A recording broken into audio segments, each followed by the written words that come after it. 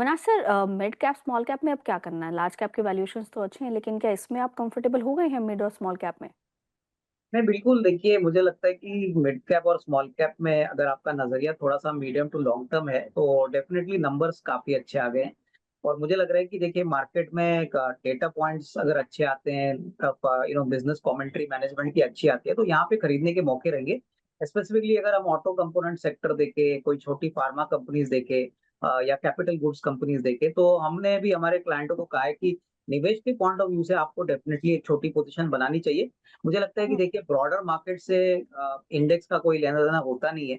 But normally जब quarterly numbers हम देखते हैं और हम देखते हैं कि रेवेन्यू और प्रॉफिट ग्रोथ काफ़ी अच्छा होता है, तो ऐसी कंपनीज़ में ग्रेजुअली री-रेटिंग ज़रूर आता है। ऐसा नहीं है कि ये कंप्लीटली इग्नोर्ड सेक्टर है। बट हाँ, क्लियरली अभी लार्ज कैप अट्रैक्टिव लग रहा है, लेकिन जिनको लंबी अवधि के लिए खरीदना है, मेरे ख्याल से मौके अच्छे हैं, तो थोड़ा-थोड़ा करके अभी बाइंग की जा सकती है। हुँ, माना बिल्कुल। सर, रेलटेल, राइट्स और आरवीएनएल, कल रेलवे स्टॉक्स में काफी अच्छा एक रुझान था। आज भी ये स्टॉक्स जो है वो अच्छा प्रदर्शन दिखा रहे हैं, मोमेंटम में है। क्या करना है? तो देखिए आरबीएनएल में थोड़ा वेट करेंगे। हालांकि पैटर्न पॉजिटिव है आरबीएनएल का, उसमें कोई डाउट नहीं है। लेकिन अगर 440 का लेवल ब्रेक हो जाए तो आपको 480 490 तक की रैली देखने को मिल जाएगी। तो यहाँ पे थोड़ा वेट करके ब्रेकआउट पे खरीदारी करेंगे। आपने रेल टेल की बात की, रेल टेल का पैटर्न काफी पॉजिटिव है। कोई गिरावट का इंतजार करिए। अगर करेक्शन देखने को मिले करीब 435 की रेंज में, तो 390 के स्टॉप लॉस से आप खरीदारी करिए और फिर टारगेट आप 525 रुपए के सेट कर सकते हैं। लेकिन करंट लेवल्स पे राइट्स पे खरीदारी करनी चाहिए। यहाँ पर तो आप अभी भी करंट लेवल्स पे खरीदारी कर सकते हैं। स्टॉप लॉसेस 294 के नीचे लगाने हैं, टारगेट 340 रुपए की सेट करते हैं। अविनाश सर, अगर हम विंड पावर की बात करते हैं तो विंड इक्विपमेंट मैन्युफैक्चरर्स जो है वो दो ही है लिस्टेड, सुजलॉन और आइनॉक्स विंड, और दोनों ही में काफी अच्छा एक प्रदर्शन देखने को मिल रहा है। एंड सुजलॉन के नतीजे भी बहुत अच्छे रहे थे और एक अच्छा मोमेंटम देखा था। ये सेगमेंट आपको कैसा लगता है फंडामेंटली, और क्या इन दोनों स्टॉक्स में खरीदारी बनती है फॉर लॉन्ग टर्म? नहीं, बिल्कुल। देखिए, मुझे लगता है गवर्नमेंट भी रिन्यूएबल एनर्जी को फोकस कर रही है, सोलर और विंड को। और जिस प्रकार का अभी इनको बेनिफिट मिल रहा है, गवर्नमेंट की सपोर्ट मिल रही है, लग तो रहा है कि अगले 3-5 साल के लिए मुझे नहीं लगता है कोई पॉलिसी चेंज आएगी। क्योंकि देखिए सबसे बड़ा रिस्क इस इंडस्ट्री में यही है कि गवर्नमेंट की रेगुलेटरी पॉलिसीज अगर चेंज होती है, तो उस पॉइंट ऑफ व्यू से सुज़लॉन काफ़ी अच्छा लग रहा है। देखिए सुज़लॉन की बिज़नेस कमेंट्री भी बहुत अच्छी थी, नंबर्स भी उम्मीद से काफ़ी बेहतर थे। काफ़ी समय तक स्टॉक इस लेवल पे कंसोलिडेट हो रहा है, तो मुझे लगता है कि अगले 1.5-2 साल का नज़रिया किसी के पास है, तो ये सबसे बड़ा प्लेयर है विंड एनर्जी में। और जिस प्रकार से अभी टर्न अराउंड हो चुका है, मेरे ख्याल से अगले री-रेटिंग के लिए ये तैयार हो रहा है। बट थोड़ा-सा आई थिंक पेशेंस और टाइम फ्रेम लंबा रखिए। मानस सर, रियलिटी स्पेस को देखिएगा, आज इसमें काफ़ी तेज़ी नज़र आ रही है। 1 सवा फ़ीसदी की तेज़ी हम इसमें देख रहे हैं, करीबन 1.5% तेज़ है। सारे काउंटर्स ही ऑलमोस्ट शोभा, ब्रिगेड, प्रेस्टीज, लोधा। तो इनमें कुछ करना है? कोई फ्रेश बेट आपको नज़र आ रही है इनमें?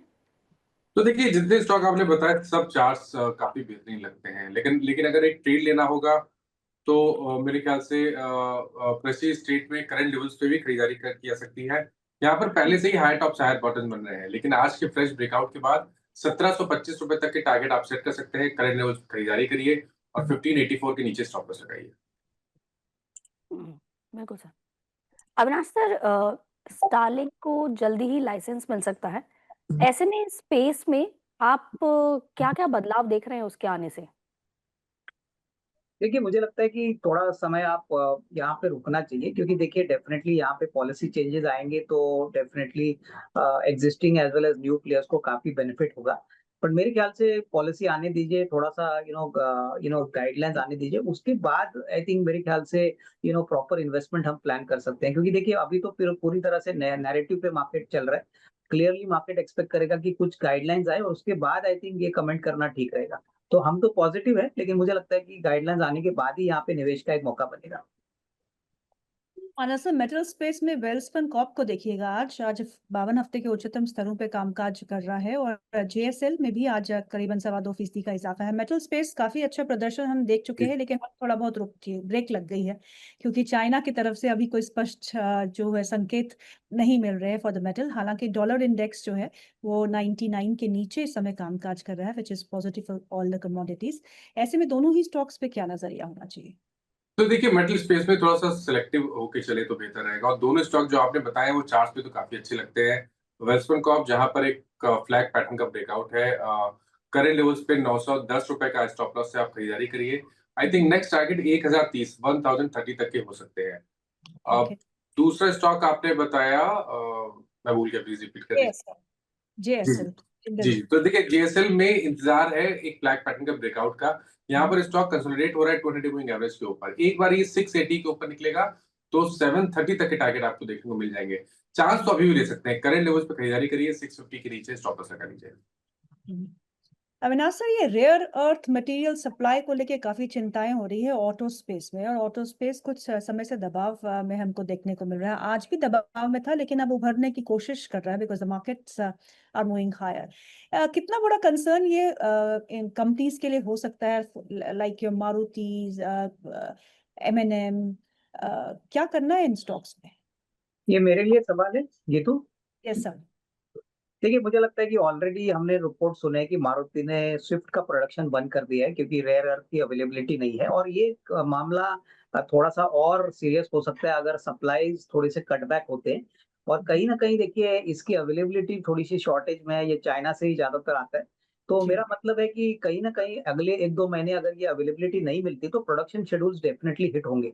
और आने वाले दिनों में किस तरह की प्राइसिंग पे ये वापस मिलेगा, किस प्रकार की अवेलेबिलिटी होगी, इसके ऊपर मुझे लगता है अगले 1-2 महीने में कोई ना कोई सोल्यूशन तो जरूर आएगा। बट अगर महंगे प्राइसेस पे आते हैं तो कहीं ना कहीं इनका ऑटो कंपनीज के मार्जिन पे थोड़ा दबाव आ सकता है। तो मेरे ख्याल से थोड़ा सा कॉशियसली मैं यही कहूंगा कि ये थोड़ा सा मसला थोड़ा सा नाजुक है, और चाइना से अगर सप्लाई चालू नहीं होते बहुत जल्दी तो इसका मतलब है कि अगले क्वार्टर यानी अप्रैल टू जून के क्वार्टर का बाद वाला जो क्वार्टर रहेगा वहां पे दिक्कत होगी, क्योंकि अभी तो थोड़ी बहुत इन्वेंट्री तो इनके पास कंपनीज के पास रहेगी। जुलाई टू सितंबर में अगर ये मामला सुलझता नहीं है तो तकलीफ और बढ़ सकती है। तो आई थिंक मेरे ख्याल से कॉशियसली यहाँ पे पोजीशन होल्ड करे, फ्रेश बाइंग की गुंजाइश नहीं है। मानस सर, आप बैंकिंग में इस वक्त क्या कर रहे हैं? बैंकिंग में कौन से काउंटर्स पसंद आ रहे हैं आपको? तो देखिए, थोड़ी देर पहले एचडीएफसी बैंक के बारे में बात हुई थी, वहां पर तो बिल्कुल स्ट्रेंथ है, लेकिन कुछ पीएसयू बैंकिंग में भी अगर आप देखें तो काफी स्ट्रेंथ दिख रही है। स्पेशली मैं कैनरा बैंक की बात कर रहा हूँ जहां पर कंसोलिडेशन दिख रहा है, लेकिन जिस तरह के पैटर्न बन रहे हैं उसको देख के लग रहा है कि स्टॉक 135-140 के लिए तैयार है। तो कुछ सिलेक्टिव पीएसयू बैंकिंग है जहां पर स्ट्रेंथ है। आई थिंक कैनरा बैंक में करंट लेवल्स पे खरीदारी की जा सकती है, 110 रुपए के नीचे आपको स्टॉप लॉस लगाना है। और उसी तरह जो कुछ दूसरे पीएसयू बैंकिंग है, स्पेशली पीएनबी में, जहां पर 2 दिन पहले हमने ब्रेकआउट देखा था, यहाँ पर भी एक पोजिशनल ट्रेड लिया जा सकता है। स्टॉप लॉस बड़ा है, 104 के स्टॉप लॉस से आपको खरीदारी करनी है, लेकिन टारगेट भी आप 120 के आसपास के सेट कर सकते हैं। बिल्कुल। अविनाश सर, आपने पोर्टफोलियो में कुछ एडिशन किए हैं नए? अभी जिन लेवल्स पे मार्केट अभी कुछ समय से कंसोलिडेट कर रहा है, इन लेवल्स पर? नहीं, बिल्कुल देखिए, हमने एग्रोकेमिकल सेक्टर में काफी फ्रेश बाइंग की है। एग्रोकेमिकल सेक्टर में आप देखोगे कि सारी कंपनीज बहुत अच्छे नंबर्स डिक्लेयर कर चुके हैं, और नॉर्मली अप्रैल टू सितंबर का जो क्वार्टर होता है वो इन कंपनीज के लिए पीक क्वार्टर माना जाता है। तो यहाँ पे शारदा क्रॉपकेम, उसके बाद रैलिस, उसके बाद यूपीएल, ये कंपनीज हमको काफी पसंद है। हमको लगता है कि इस साल जो एग्रोकेमिकल सेक्टर का परफॉर्मेंस आएगा वो काफी अच्छा आएगा। होपफुली इस साल मानसून भी अच्छी होने की पॉसिबिलिटी है। तो एग्रोकेमिकल्स एक सेक्टर है जो हमको लगता है कि अभी भी काफी अंडर वैल्यूड है, और अप्रैल टू सितंबर के नंबर जब आएंगे तब मुझे लगता है कि मार्केट शायद इनको और रीरेट करेगी। तो ये एक एडिशनल नया सेक्टर है जहाँ पे हमने अभी हमारे क्लाइंटों को पोजीशंस ऐड करने को बोला है। मानस सर, मोमेंटम सबसे ज्यादा कहाँ पे है, किस स्पेस पे है? देखिए, अगर हम स्पेस की बात करें तो जिस तरह डिफेंस में हमने काफी अच्छा बाइंग इंटरेस्ट देखा, उसके अलावा अगर हम देखें तो स्टॉक स्पेसिफिक मार्केट ज्यादा लगता है।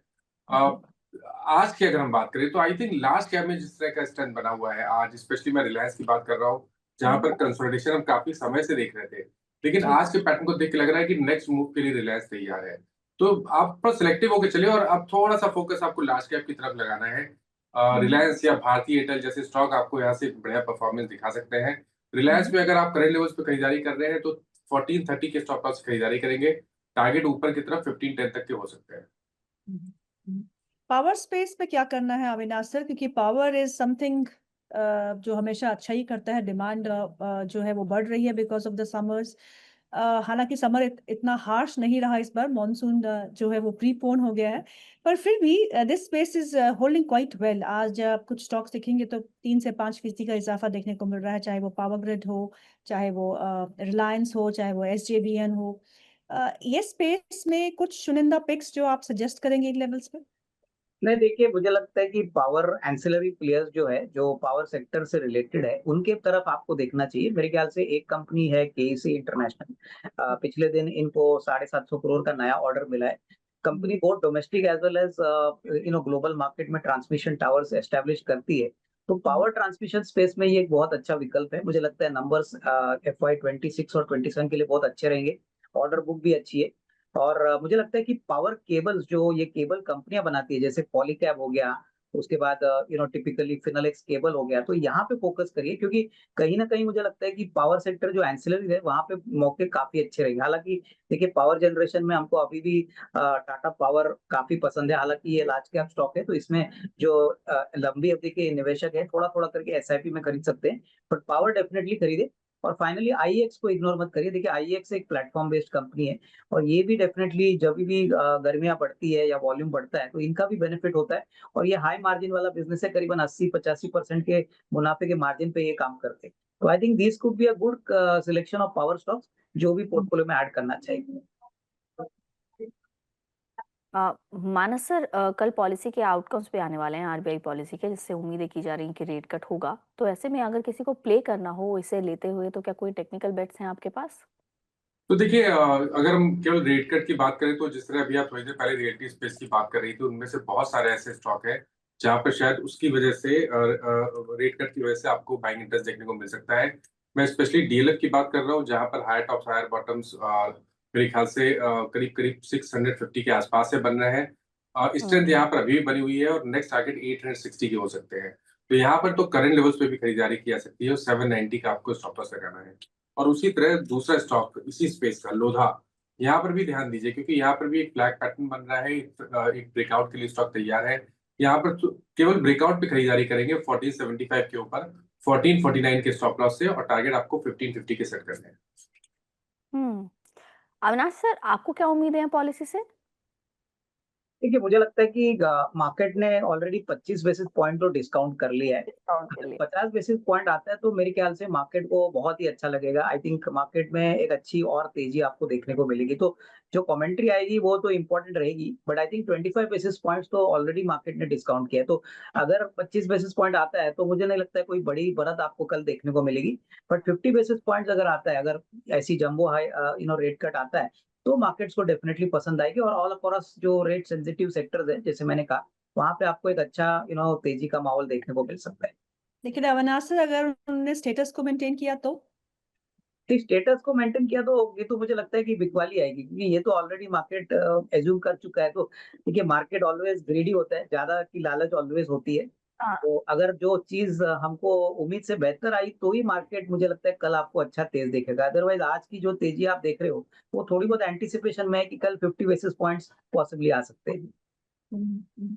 मानस सर, रिलायंस ADAG ग्रुप की जुड़ी हुई कंपनियां रिलायंस पावर और Reliance infra, Reliance infra 7 year high के आसपास टच करके अब थोड़ा बहुत हल्का हुआ है वहां से, लेकिन रिलायंस पावर 60 को भी पार कर गया है, 62 लेवल्स पे इस समय कामकाज कर रहा है। इन दोनों ही स्टॉक्स पे आपका नजरिया क्या है? तो देखिए, दोनों स्टॉक का जो टेक्निकल स्ट्रक्चर है वो बहुत पॉजिटिव है। रिलायंस इंफ्रा, जहां पर ऑलरेडी हमने एक फ्रेश ब्रेकआउट देखा है, वहां पर आप खरीदारी कर सकते हैं, लेकिन आपको करेक्शन का इंतजार करना पड़ेगा। करेक्शन पे खरीदारी करेंगे 290 के स्टॉप लॉस है। ऊपर की तरफ आई थिंक 500 या 520 तक के भाव आपको स्टॉक दिखा सकता है। रिलायंस पावर की जहां तक बात है, देखिए यहाँ पर तो करंट लेवल्स पे भी खरीदारी करनी चाहिए। लॉन्ग टर्म चार्ट पे ब्रेकआउट है, इंटरडे चार्ट पे एक फ्लैग पैटर्न का ब्रेकआउट है, 58 का स्टॉप लॉस है। ट्रेडिंग कॉल ले सकते हैं जहां आप 70 रुपए की टारगेट सेट कर सकते हैं। और आपके रडार पे कौन से शेयर हैं? तो देखिए, जो स्टॉक मार्केट से रिलेटेड कंपनीज है वो वहां पर बिल्कुल अभी भी स्ट्रेंथ बनी हुई है। तो पहला तो एंजल वन पे ध्यान दीजिए। एंजल वन पे आप करंट लेवल्स पे खरीदारी कर सकते हैं। 2180, माफ करिएगा, 3180 के स्टॉप लॉस से खरीदारी करेंगे। 3400 तक के टारगेट्स पॉसिबल है एंजल वन में। उसके अलावा अगर हम बात करें तो आई थिंक जो मैंने प्रेस्टीज स्टेज की ऑलरेडी बात कर ली, कोफोर्स पे ध्यान दे सकते हैं। कोफोर्स में भी एक फ्रेश फ्लैग पैटर्न का ब्रेकआउट है, तो यहाँ पर भी 1764 के स्टॉप लॉस खरीदारी की जा सकती है। नेक्स्ट टारगेट 1825 के हो सकते हैं।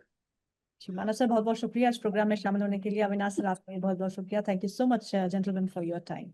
सो प्रोग्राम को आज यही समाप्त करते हैं और उठापटक जो बिल्कुल जारी है। अभी हम 250 पॉइंट ऊपर थे और अब हम सिर्फ 200 पॉइंट ऊपर ही रह गए हैं। थोड़ी बहुत मुनाफा वसूली ऊपर के लेवल्स पे है। आज वीकली एक्सपायरी है निफ्टी की, तो उठापटक जो है बिल्कुल देखने को मिल सकती है। आप इंडिया विक्स को भी देखिएगा, अभी 15 के आसपास 15.1 के आसपास था, तो अब 15.3 के 30 के आसपास हो चुका है। तो काफी वॉलेटाइल जो है ये देखने को मिल रहा है इस समय। और लेकिन क्लियर आउट परफॉर्मेंस जो है वो मिड कैप इंडेक्स से देखने को मिल रही है। अभी भी निफ्टी मिड कैप इंडेक्स जो है वो करीबन 1.25% ऊपर कामकाज करते हुए, जैसे कि हमने स्टॉक्स के बारे में बात की थी, Eternal, Reliance, ICICI bank, Infosys, HCL tech, ये जो हेवी वेट्स है ये इस समय बाजार को जो है बिल्कुल संभाले हुए हैं और बेंचमार्क में भी आज अच्छी खासी बढ़त देखने को मिल रही है। सो प्रोग्राम का हम यहीं समाप्त करते हैं। आपकी स्क्रीन पे क्यूआर कोड होगा जिसे स्कैन करके आप हमारे व्हाट्सएप चैनल के साथ भी जुड़ सकते हैं।